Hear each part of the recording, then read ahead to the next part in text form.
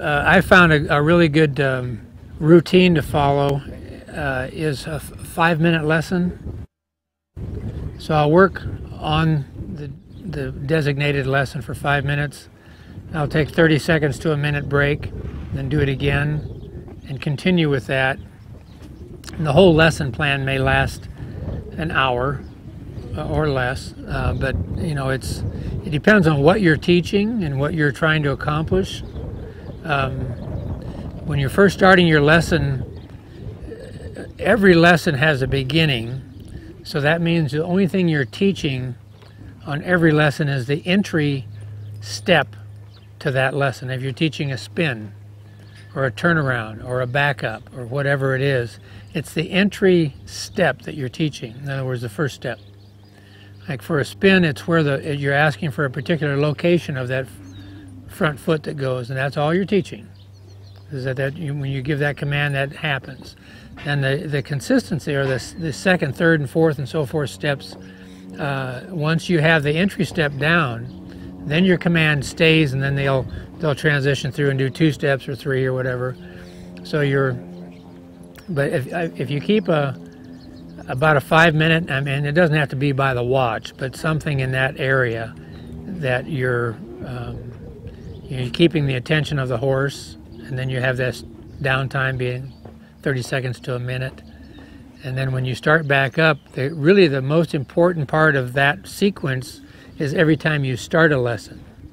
So let's say you're going to do a lesson on backups, and you'll work for 5 minutes on the give and the backup and so forth, and then you'll sit there on the horse for 30 seconds. And then you pick the reins up and you start over again. So every time that you transition into the lesson is actually a very big part of the horse's ability to retain this information. It's kind of like if how many of you have ridden horses that let's say you're at a trot and the horse keeps breaking to the walk, breaks gait. Does that ever happen to anybody? I would think everybody, you know. Well, the instinct of the rider is to try to push the horse back up into the speed that you were in. It becomes counterproductive if you're asking the horse to trot and they start to break into a walk and you push and push and try to get them back up. I found it's better to actually continue. Let's say the horse breaks to the walk, I'll pick up the reins and slow the horse down a little bit and then transition back into the trot. And every time that you transition into the trot, your transition, if things are going well, is going to get less and less, you're going to do less and less to get more response. And so as you transition a lesson, let's say your transition from the walk to the trot is effortless. You know, you just offer the suggestion, boom, you're in the trot. Now your information is so well taught to the horse that your maintenance to maintain the trot is undetectable, because the horse is so aware of what the forward instinct is, and so then they'll start to carry that trot, you know, for a longer period of time. So let's say now you have a horse that's trotting and trotting freely. When it's at a free trot, that's when you, the rider, slow the horse back down, and then you transition back up.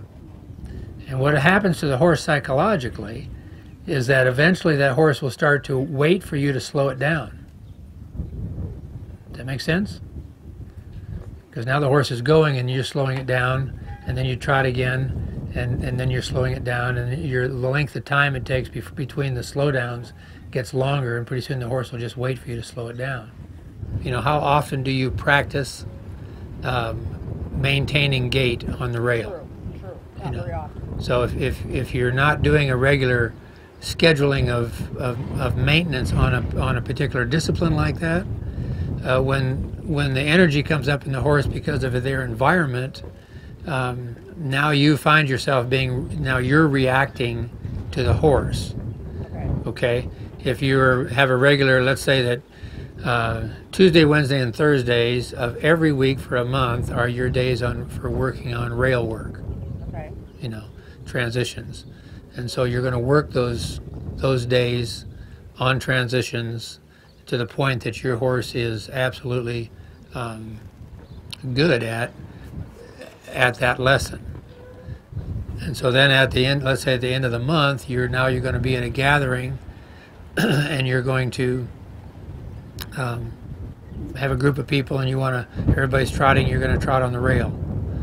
So what you use as your communication for your transition on the rail has to be used in that group. So now your horse is going to be distracted, but typically for a short period of time. Naturally, he's going to be influenced by your surroundings.